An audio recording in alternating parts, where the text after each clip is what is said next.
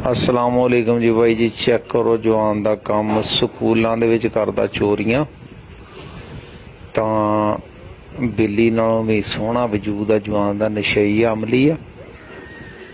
आह काम वो कड़े दे विचों लंघण वाले बंदे करते हुंदे सीगे। पक्खे पुखे चोरी करके उन्हां दे पर खोल के वखरे नगा लैंदा, मोटर वखरी नगा लैंदा, फिटिंग का काम भी करदा, खोल भी लैंदा, जोड़ भी लैंदा पक्खे। अखां दे सामने सब तो भी ज़्यादा लचकीला जिसम है जवान का।